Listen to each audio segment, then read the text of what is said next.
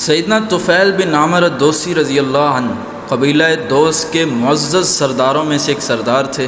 ان کے قبیلے کے لوگ ان کی بہت عزت کیا کرتے تھے، کیونکہ یہ ہر وقت لوگوں کو کھانا کھلانے کی غرض سے ہنڈیا چولہے پر چڑھائے رکھتے تھے۔ کبھی کوئی سائل ان کے در سے خالی ہاتھ نہیں لوٹا۔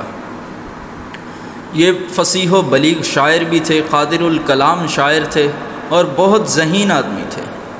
پھر یہ اپنے قبیلے دوست سے ہجرت کر کے مکہ آ جاتے ہیں تلاش معاش کے سلسلے میں۔ تو مکہ میں اس وقت نبی کریم صلی اللہ علیہ وآلہ وسلم نے اعلان نبوت کے بعد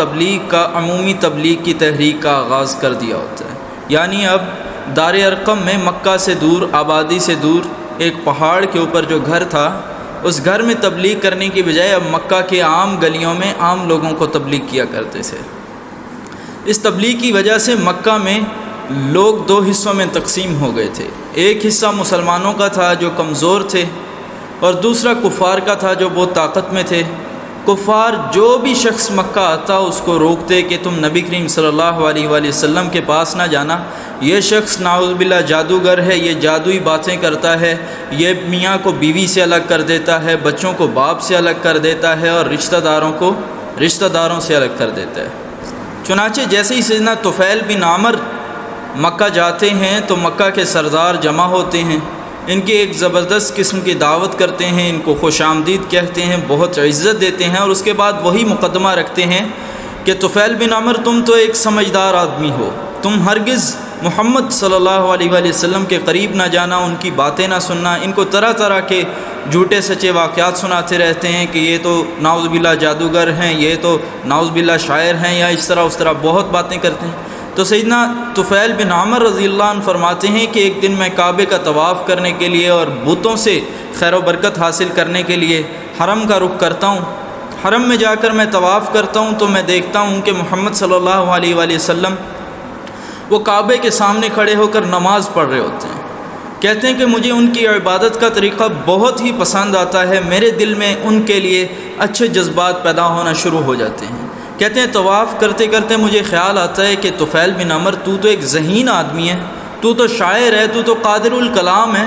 تو باتوں کو جانتا ہے، باتوں کے رخ جانتا ہے، تو ذرا اس شخص کی بات ہی سن لے کہ یہ کیا کہتا ہے۔ اگر اس کی بات اچھی ہوئی تو سمجھدار ہے، تو قبول کر لینا، اور اگر اس کی بات اچھی نہ ہوئی تو بھی تو سمجھدار ہے، تو اس کی بات قبول نہ کرنا، ٹھکرا دینا۔ تو سیدنا طفیل بن عامر رضی اللہ عنہ کہتے ہیں کہ میں نے کفار مکہ کی باتوں میں آ کر اپنے کانوں میں روئی ٹھونس رکھی تھی، میں اس روئی کو نکالتا ہوں اور جا کر سنتا ہوں تو نبی کریم صلی اللہ علیہ وآلہ وسلم قرآن پاک کی تلاوت کر رہے تھے۔ کہتے ہیں کہ مجھے قرآن پاک کی تلاوت سن کر بہت سرور ملتا ہے، وہ قرآن پاک کی تلاوت میرے دل پر اثر کرتی ہے۔ تو جیسے ہی نبی کریم صلی اللہ علیہ وآلہ وسلم نماز پڑھ کر کعبے سے نکلتے ہیں، اپنے گھر کی طرف جاتے ہیں، تو میں آپ صلی اللہ علیہ وآلہ وسلم کے پیچھے پیچھے چل پڑتا ہوں، حتیٰ کہ نبی کریم صلی اللہ علیہ وآلہ وسلم اپنے گھر میں داخل ہوتے ہیں تو اجازت لے کر میں بھی گھر میں داخل ہو جاتا ہوں۔ میں کہتا ہوں کہ محمد صلی اللہ علیہ وآلہ وسلم آپ کی کیا دعوت ہے؟ تو نبی کریم صلی اللہ علیہ وآلہ وسلم مجھے سورہ اخلاص اور سورہ علق سناتے ہیں۔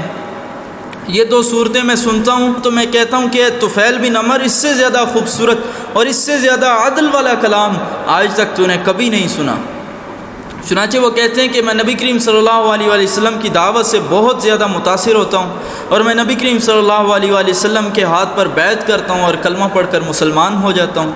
پھر میں نبی کریم صلی اللہ علیہ وآلہ وسلم سے جتنا ہو سکتا ہے میں دین سیکھتا ہوں، کچھ عرصہ مکہ میں گزارتا ہوں، اور اس کے بعد میں اپنے قبیلے دوست کی طرف واپس جانے لگتا ہوں۔ تو میں نبی کریم صلی اللہ علیہ وآلہ وسلم کے پاس آ کر عرض کرتا ہوں کہ یا رسول اللہ صلی اللہ علیہ وآلہ وسلم، اللہ تعالیٰ سے دعا کریے کہ اللہ تعالیٰ میرے لیے کوئی نشانی پیدا کر دے جس کے ذریعے میں اپنے قبیلے کے لوگوں کو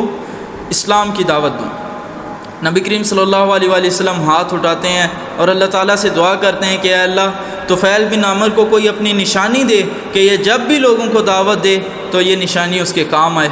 وہ یہ دعا لے کر مکہ سے نکلتے ہیں اپنے قبیلے دوست کی طرف۔ قبیلے کے قریب پہنچتے ہیں، یہ کسی اونچے ٹیلے سے اپنے قبیلے کو دیکھ رہے ہوتے ہیں، در و دیوار نظر آ رہے ہوتے ہیں، لوگوں کے گھر نظر آ رہے ہوتے ہیں۔ تو اس وقت سیدنا طفیل بن عامر رضی اللہ عنہ فرماتے ہیں کہ میری پیشانی پر ایک نور آ جاتا ہے، ایک چمک آ جاتی ہے۔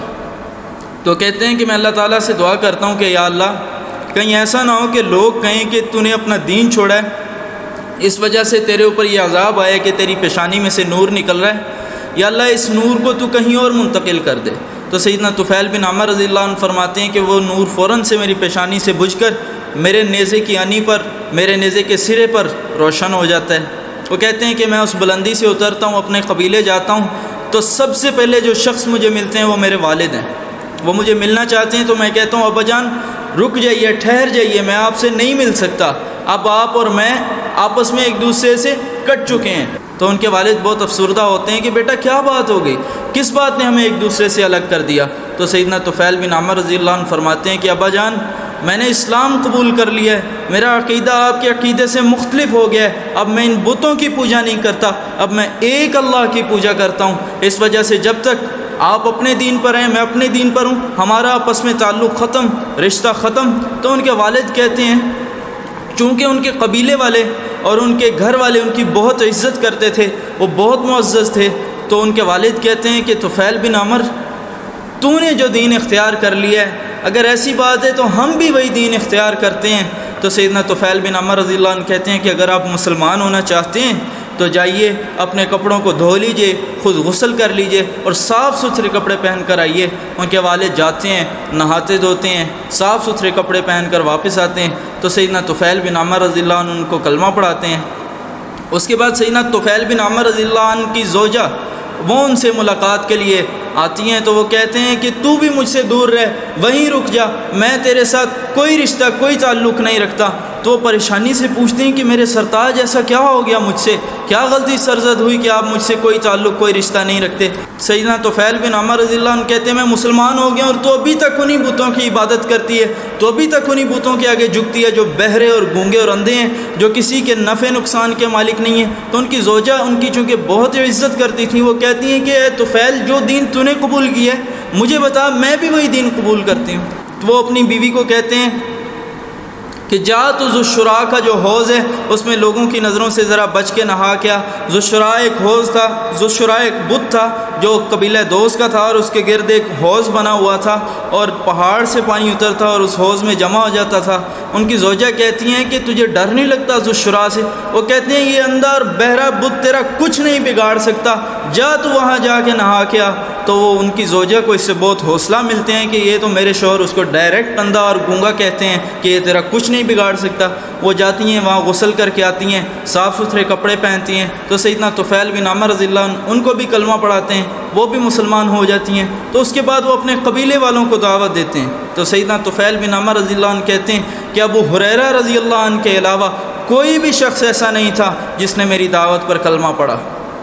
سیدنا ابو ہریرہ رضی اللہ عنہ یہ وہی صحابی ہیں جنہوں نے نبی کریم صلی اللہ علیہ وآلہ وسلم سے بے شمار دعائیں لی ہیں، اور ان کو سید المحدثین کہا جاتا ہے۔ انہوں نے سب سے زیادہ حدیثیں روایت کی ہیں۔ سیدنا ابو ہریرہ رضی اللہ عنہ ایک بار نبی کریم صلی اللہ علیہ وآلہ وسلم کی بارگاہ میں کچھ کھجوریں لے کے جاتے ہیں اور کہتے ہیں اللہ کے رسول صلی اللہ علیہ وسلم میرے لیے دعا کریں، اللہ مجھے ان میں برکت دے۔ نبی کریم صلی اللہ علیہ وسلم دعا کے لیے ہاتھ اٹھاتے ہیں اور دعا کرتے ہیں کہ یا اللہ تو ان کھجوروں میں ابو ہریرہ کے لیے برکت دے۔ اس کے بعد نبی کریم صلی اللہ علیہ وسلم ان کو ایک تھیلی میں ڈال کے سیدنا ابو ہریرہ رضی اللہ عنہ کے حوالے کرتے ہیں کہ لو ابو ہریرہ ان کھجوروں کو تم استعمال کرتے رہو، جب ضرورت ہو تھیلی میں ہاتھ ڈالنا اور جتنی چاہو نکال لینا، لیکن اس تھیلی کو کبھی بھی خالی نہ کرنا، کبھی بھی الٹا کر کے نہ جھاڑنا۔ تو سیدنا ابو ہریرہ رضی اللہ عنہ کہتے ہیں کہ میں نے اس ایک تھیلی میں سے بے شمار ٹوکرے کھجوروں کے اللہ کی راہ میں صدقہ کیے، بے شمار کھجوریں کھائیں۔ جب میرا دل کرتا تھا میں اس تھیلی کے اندر ہاتھ ڈالتا تھا اور جتنی چاہتا تھا کھجوریں نکال لیتا تھا۔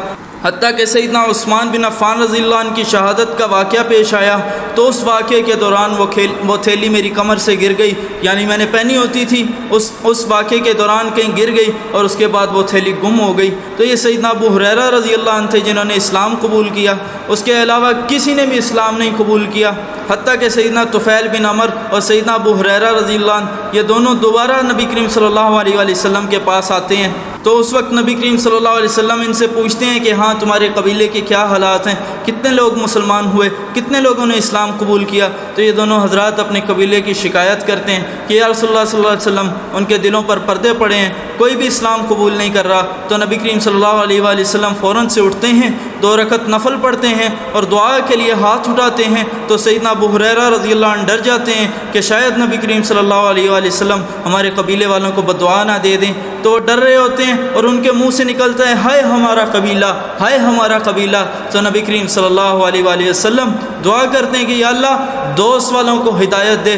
یا اللہ قبیلہ دوست کو ہدایت دے۔ اور سیدنا ابو ہریرہ رضی اللہ عنہ حیران رہ جاتے ہیں۔ اس کے بعد نبی کریم صلی اللہ علیہ وسلم ان کو دوبارہ بھیجتے ہیں کہ جاؤ اور اپنے قبیلے والوں کو نرمی سے تم اسلام کی تبلیغ کرتے رہنا۔ پھر جب یہ دوبارہ لوٹتے ہیں اس وقت نبی کریم صلی اللہ علیہ وسلم مکہ سے مدینہ ہجرت کر چکے ہوتے ہیں، غزوہ بدر، غزوہ احد، غزوہ خندق اور غزوہ خیبر ہو چکے ہوتے ہیں۔ خیبر کے بعد یہ دونوں حضرات لوٹتے ہیں، اس وقت ان کے ساتھ ان کے قبیلے کے 80 افراد جو ہیں وہ مسلمان ہو چکے ہوتے ہیں، وہ بھی ان کے ساتھ آتے ہیں۔ تو نبی کریم صلی اللہ علیہ وسلم ان سے مل کر بہت خوش ہوتے ہیں،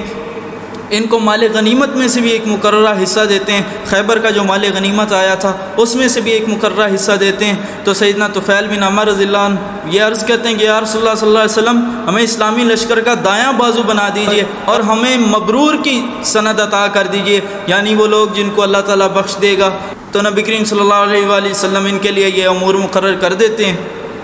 پھر جب تک نبی کریم صلی اللہ علیہ وآلہ وسلم زندہ رہتے ہیں سیدنا طفیل بن عمر رضی اللہ عنہ نبی کریم صلی اللہ علیہ وآلہ وسلم کے ساتھ رہتے ہیں، حتیٰ کہ سیدنا ابوبکر صدیق رضی اللہ عنہ کا زمانہ آتا ہے، پھر فتنہ ارتداد سر اٹھاتا ہے، لوگ اسلام کو چھوڑ چھوڑ کر دوبارہ کافر ہو رہے ہیں۔ انہی میں سے ایک مسلمہ کذاب بھی تھا جس نے نبوت کا جھوٹا دعویٰ بھی کیا تھا، اس کا قبیلہ بنو حنیفہ بہت بڑا قبیلہ تھا اور کچھ دوسرے قبائل بھی اس کے ساتھ مل گئے۔ ان لوگوں نے اسلام چھوڑا، مرتد ہو گئے، مسلمہ کو نبی کہنے لگ گئے۔ تو سیدنا ابوبکر صدیق رضی اللہ عنہ نے ان کی طرف لشکر بھیجا، ان میں سے ایک لشکر میں سیدنا طفیل بن عمر رضی اللہ عنہ اور ان کے بیٹے عمر بن طفیل بن عمر رضی اللہ عنہ یہ دونوں حضرات شامل ہوتے ہیں۔ تو راستے میں سیدنا طفیل بن عمر رضی اللہ عنہ کو خواب آتا ہے، وہ خواب میں دیکھتے ہیں کہ ان کا سر جو ہے وہ مونڈ دیا جاتا ہے اور ان کے منہ سے ایک پرندہ،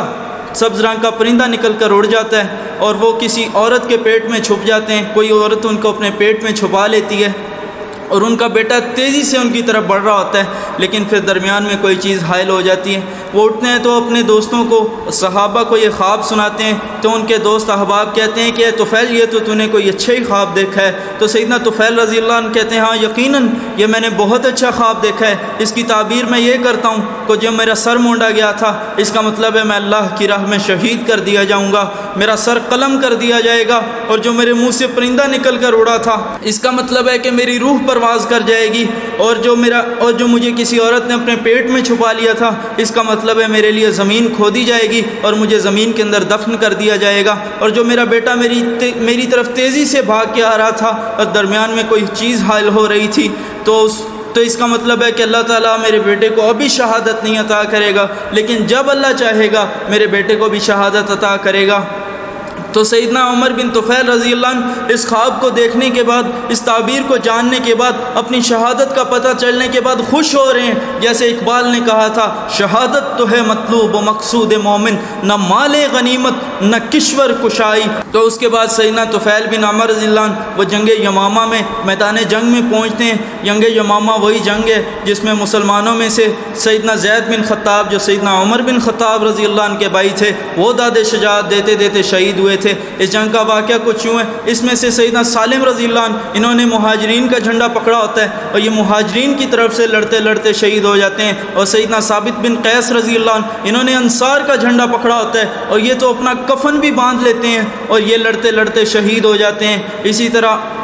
سیدنا زید بن خطاب رضی اللہ عنہ مسلمانوں کو فتح نصیب نہیں ہو رہی تھی، بہت سخت جنگ تھی، ایک طرف 40,000 مرتد تھے اور دوسری طرف مسلمان تھوڑی تعداد میں تھے۔ تو سیدنا زید بن خطاب رضی اللہ عنہ اور سیدنا برا بن مالک انصاری رضی اللہ عنہ یہ دو اصحاب ہیں، زید بن خطاب مہاجرین کی طرف سے تھے اور سیدنا اور سیدنا برا بن مالک رضی اللہ عنہ انصار کی طرف سے تھے۔ یہ دونوں مہاجرین کو اور انصار کو للکار کے کہتے ہیں کہ یا آج تمہارے لیے شہادت ہے یا تمہارے لیے فتح ہے، یوں سمجھو کہ کسی نے مدینہ واپس نہیں جانا، اور یہ کہہ کر انتہائی شدت سے حملہ کرتے ہیں، اتنا زور سے حملہ کرتے ہیں کہ صفوں کی صفیں لوٹ دیتے ہیں، لشکر کو چیر کے رکھ دیتے ہیں۔ سیدنا زید بن خطاب رضی اللہ عنہ تو شہید ہو جاتے ہیں، لیکن سیدنا برا بن مالک رضی اللہ عنہ زندہ رہتے ہیں۔ اور پھر مہاجرین اور انصار اتنا شدید حملہ کرتے ہیں کہ مسلمہ کا لشکر پیچھے کو بھاگتا ہے، پیچھے ایک باغ ہوتا ہے، وہ سارا لشکر اس باغ میں جا گھستا ہے۔ اس باغ کی اونچی اونچی دیواریں ہوتی ہیں